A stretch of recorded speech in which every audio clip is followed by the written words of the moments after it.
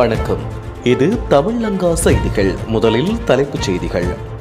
Laugh மற்றும் லிட்ரோ நிறுவனங்களின் முக்கிய அறிவிப்பு. கட்டுநாயக்க விமான நிலையத்தில் வெளிநாட்டவர்கள் அதிரடியாக கைது.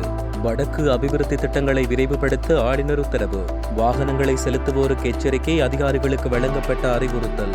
மஹிந்த ராஜபக்சவின் 8 வங்கிக் கணக்குகளில் இருந்த 93,000 கோடி ரூபாய் பணம். அன்னை பூபதியின் திருவுருவப் படம் தாங்கிய உறுதிக்கு வவுனியா மக்கள் அஞ்சலி.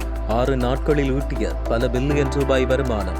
இஸ்ரேலின் தாக்குதல்களை வன்மையாக கண்டிக்கும் ஐநா. தங்காலையில் கைத்துப்பாக்கியுடன் முன்னாள் கடற்படை சிப்பாய் ஒருவர் கைது. தையிட்டி நில மீட்பு குறித்து விசேட கலந்துரையாடல். ஈரானில் மொசாட் அமைப்புடன் தொடர்புடைய 35 பேர் கைது. புத்தாண்டு விடுமுறை காரணமாக தற்காலிகமாக நிறுத்தி வைக்கப்பட்ட எல்வி எரிவாயு கையிருப்பு விநியோகம் இன்று முதல் மீண்டும் தொடங்கும் என எரிவாயு விநியோக நிறுவனங்கள் அறிவித்துள்ளன. அம்பாந்தோட்டை உள்ளிட்ட முனையங்கள் வழியாக கையிருப்பில் உள்ள 5000 மெட்ரிக் டன் எரிவாயு இன்று சந்தைக்கு வெளியிடப்படும் என்று லாப் ஹாஸ் எல்வி அறிவித்துள்ளது. அத்துடன் லிட்ரோ கேஸ் நிறுவனமும் தங்களின் விநியோக பணிகள் இன்று முதல் இயல்பு நிலைக்கு திரும்பும் என்றும் உறுதிப்படுத்தியுள்ளன. கட்டுநாயக்க விமான நிலையத்தில் 6 சீன பிரஜைகள் இன்று அதிகாலை கைது செய்யப்பட்டனர். சுமார் 1,13,85,000 ரூபாய் பெறுமதியான சீன தயாரிப்பு சிகரெட்டுகளை சட்டவிரோதமாக இலங்கைக்கு கொண்டு வந்த குற்றச்சாட்டில் இவர்கள் கைது செய்யப்பட்டுள்ளனர். கட்டுநாயக்க விமான நிலைய சுங்க அதிகாரிகள் மற்றும் போதைப்பொருள் கட்டுப்பாட்டு பிரிவினர் இணைந்து சோதனை நடவடிக்கையை மேற்கொண்டனர். கைது செய்யப்பட்ட சீன பிரஜைகள் 6 பேரும் வணிகர்கள் என்று அடையாளம் காணப்பட்டுள்ளனர். இவர்கள் தாய் ஏர்வேஸ், ஏர் சைனா மற்றும் தாய் ஏர் ஆசியா ஆகிய 3 வெவ்வேறு விமானங்கள் மூலம் இன்று அதிகாலை இலங்கையை வந்தடைந்தனர்.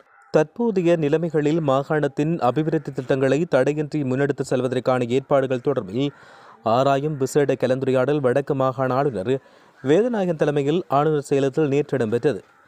நிர்மாணப் பொருட்களின் விலையேற்றம் காரணமாக ஒப்பந்ததாரர்கள் எதிர்கொள்ளும் சவால்கள் மற்றும் அதனால் அபிவிருத்தி திட்டங்களுக்கு ஏற்படும் பாதிப்புகள் தொடர்பில் இந்த கூட்டத்தில் விரிவாக ஆராயப்பட்டுள்ளது. இந்த பிரச்சனைகளுக்கு தீர்வு காணும் வகையில் விலை மீளாய்வு உள்ளிட்ட பொருத்தமான மாற்று நடவடிக்கைகளை பிரதம செயலாளர் ஊடாக உடனடியாக மேற்கொள்ள இதன்போது தீர்மானம் மேற்கொள்ளப்பட்டுள்ளது. இலக்கத்தகடுகளை மாற்றியமைத்து வாகனங்களை செலுத்துவோருக்கு எதிராக சட்டத்தை கடுமையாக நடைமுறைப்படுத்த உள்ளதாக போக்குவரத்து கட்டுப்பாடு மற்றும் வீதி பாதுகாப்பு பொறுப்பு பிரதி போலீஸ் மாதிபர் WPJ சேனாதீர தெரிவித்தார். அந்த வகையில் மோட்டார் வாகன போக்குவரத்து திணைக்களத்தால் வழங்கப்பட்டுள்ள தரநிலைப்படுத்தப்பட்ட பதிவு இலக்கத்தகடுகளை மாற்றியமைத்து வாகனங்களை செலுத்துவோருக்கு எதிராக சட்டத்தை கடுமையாக நடைமுறைப்படுத்துமாறும் அதிகாரிகளுக்கு அறிவுறுத்தப்பட்டுள்ளது. மஹிந்த ராஜபக்சவின் குடும்பத்துக்கு சொந்தமான 8 வங்கிக் கணக்குகளில் 93,000 கோடி ரூபாய் துபாயில் ஒரு வங்கிக் கணக்கில் வைப்பிடப்பட்டுள்ளதாக 2015 ஒரு தகவல் வெளியானது. குறித்த தகவலானது நல்லாட்சி அரசாங்கத்தால் உருவாக்கப்பட்ட FCID-யினால் வெளிக்கொணரப்பட்டது. ஆனால் அப்போதைய ஆட்சி கால பகுதியில் மஹிந்த அரசியல் பலத்தை பயன்படுத்தி குறித்த சொத்து விவரம் பற்றிய தகவலை சமர்ப்பிக்கவில்லை. இந்நிலையில் கடந்த 11 வருடங்களாக சமர்ப்பிக்கப்படாத சொத்து விவரங்கள் பற்றிய தகவலை தற்போதைய ஆட்சியின் கீழ் லஞ்ச ஊழல் ஆணைக்குழுவுக்கு சமர்ப்பித்துள்ளதாக தெரிவிக்கப்பட்டுள்ளது. அன்னை பூவதியின் 38வது ஆண்டு நினைவு முன்னிட்டு அவரின் திருவுருவப் படத்தை தாங்கிய ஊர்தி பவனி நேற்று மாலை வவுனியாவை வந்தடைந்தது. வவுனியா மாநகர சபை முன்றலில் அமைந்துள்ள பொங்குதமிழ் தூபி முன்பாக பிரதான அஞ்சலி நிகழ்வு தீபம் ஏற்றி மலர் தூவி இடம்பெற்றது.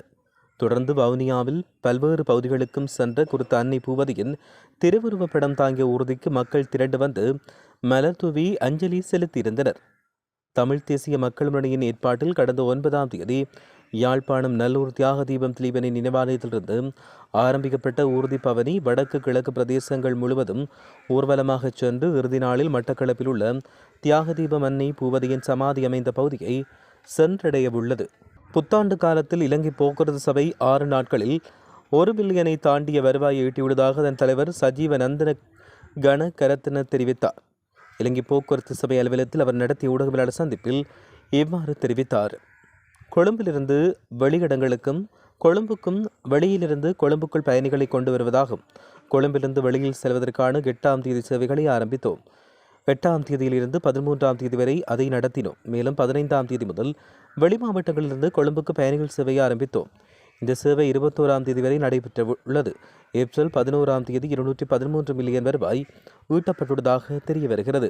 லெபனான் மீது இஸ்ரேல் முன்னெடுத்து வரும் சட்டவிரோதமான ஆக்கிரமிப்பு மற்றும் கண்மூடித்தனமான குண்டுவீச்சு தாக்குதல்களை ஐக்கிய நாடுகள் அமைப்பின் நிபுணர்கள், குறிப்பாக கடுமையாக கண்டித்துள்ளதாக தெரிய வருகிறது. இதனை ஐக்கிய நாடுகள் மனித உரிமைகள் பேரவை தெரிவிக்கிறது. கடந்த மாதம் 2ஆம் தேதி முதல் ஹிஸ்புல்லா அமைப்புடன் மீண்டும் இஸ்ரேல் போர் புரிந்து வருகிறது.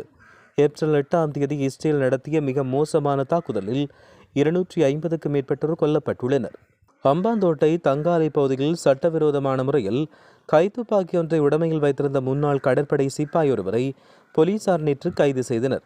தங்காலை பகுதியில் சந்தேகத்துக்கிடமான முறையில் நபரொருவர் நடமாடுவதாக போலீஸ் விசேட பிரிவுக்கு கிடைத்த ரகசிய தகவலை அடுத்து முன்னெடுக்கப்பட்ட விசேட சோதனையின் போது அவர் சிக்கியுள்ளார். இதன்போது அவரிடமிருந்து வெளிநாட்டில் தயாரிக்கப்பட்ட கைத்துப்பாக்கி ஒன்று மீட்கப்பட்டுள்ளது. கைது செய்யப்பட்டவர் முன்னாள் கடற்படை சிப்பாய் என்பது முதற்கட்ட விசாரணைகளில் தெரிய வந்துள்ளதாக கூறப்படுகிறது. தையிட்டி பகுதியில் ஆக்கிரமிக்கப்பட்டு விகாரை அமைக்கப்பட்டுள்ள பூர்வீக நிலங்களை விடுவிப்பது தொடர்பாகவும் அரசாங்கத்தின் மறைமுக திட்டங்களை முறியடிப்பது குறித்தும் தீர்மானிக்கும் விசேட கலந்துரையாடல் நடைபெற்றது. இந்த கலந்துரையாடல் நேற்று யாழ் தந்தை செல்வா அரங்கில் இடம்பெற்றது. இதன்போது தையிட்டி நில உரிமையாளர்களின் ஏற்பாட்டில் இடம்பெற்ற இந்த கூட்டத்தில் தமிழ் தேசிய பரப்பில் உள்ள முக்கிய அரசியல் தலைவர்கள், சட்டத்திறனிகள் மற்றும் சிவில் சமூக பிரதிநிதிகள் கலந்து கொண்டு தமது நிலைப்பாடுகளை தெளிவுபடுத்தினர். கடந்த சனிக்கிழமை அமைச்சர் சந்திரசேகரன் அவர்களால் நிலங்கள் அளவீடு செய்யப்பட்டு விடுவிக்கப்படும் என்று அறிவிக்கப்பட்ட போதிலும் பீகாரை அமைந்துள்ள காணி தொடர்பில் நிலவும் மௌனம் மக்கள் மத்தியில் பெரும் சந்தேகத்தை ஏற்படுத்தியுள்ளது. ஒருபுறம் நில விடுவிப்பு பேச்சுவார்த்தை நடைபெற்று வரும் அதேவேளை மறுபுறம் இந்த சட்டவிரோத விகாரையை அதிகாரப்பூர்வமாக பதிவு செய்வதற்கான முயற்சிகள் திரைமறைவில் முன்னெடுக்கப்பட்டு வருவதாகவும் இந்த கூட்டத்தில் சுட்டிக்காட்டப்பட்டுள்ளது. இஸ்ரேலின் உளவு அமைப்பான மொசாட்டுடன் தொடர்புடையவர்கள் உட்பட 35 பேரை ஈரான் பாதுகாப்பு படையினர் கைது செய்துள்ளனர். ஈரானின் உளவுத்துறை அமைச்சகம் வெளியிட்ட அறிக்கையின்படி கைது செய்யப்பட்டவர்களில் மொசாட் அமைப்பின் ஆதரவாளர்கள், ஆயுத கடத்தல்காரர்கள் மற்றும் பிரிவினைவாத குழுக்களின் உறுப்பினர்கள் அடங்குவதாக தெரிவிக்கப்பட்டுள்ளது. நாட்டின் 6 மாகாணங்களில் மேற்கொள்ளப்பட்ட விசேட தேடுதல் நடவடிக்கையின் போது இவர்கள் கைது செய்யப்பட்டதாக ஈரானின் ஊடகம் ஒன்று செய்தி வெளியிட்டுள்ளது. அமெரிக்கா மற்றும் இஸ்ரேலுடனான போர் சூழல் மற்றும் ஹார்முஸ் நீரிணையில் நிலவும் பதற்றங்களுக்கு மத்தியில் உள்நாட்டு பாதுகாப்பை உறுதிப்படுத்தும் நோக்கில் ஈரான் இந்த அதிரடி நடவடிக்கையை மேற்கொண்டுள்ளது. அன்னை பூவதியின் 38வது ஆண்டு நினைவு தினத்தை முன்னிட்டு அவரின் திருவுருவப் படத்தை தாங்கிய ஊர்தி பவனி நேற்று மாலை வவுனியாவை வந்தடைந்தது. வவுனியா மாநகர சபை முன்றலில் அமைந்துள்ள பொங்குதமிழ் தூபி முன்பாக பிரதான அஞ்சலி நிகழ்வு தீபம் ஏற்றி மலர் தூவி இடம்பெற்றது. தொடர்ந்து வவுனியாவில் பல்வேறு பகுதிகளுக்கும் சென்ற குறித்த அன்னை பூவதியின் திருவுருவப் படம் தாங்கிய ஊர்திக்கு மக்கள் திரண்டு வந்து மலர் தூவி அஞ்சலி செலுத்தியிருந்தனர். தமிழ் தேசிய மக்கள் முன்னணியின் ஏற்பாட்டில் கடந்த 9ஆம் தேதி யாழ்ப்பாணம் நல்லூர் தியாக தீபம் திலீபனின் நினைவாலயத்திலிருந்து ஆரம்பிக்கப்பட்ட ஊர்தி பவனி வடக்கு கிழக்கு பிரதேசங்கள் முழுவதும் ஊர்வலமாக சென்று இறுதி நாளில் மட்டக்களப்பில் உள்ள தியாக தீபம் அன்னை பூவதியின் சமாதி அமைந்த பகுதியை சென்றடைய உள்ளது.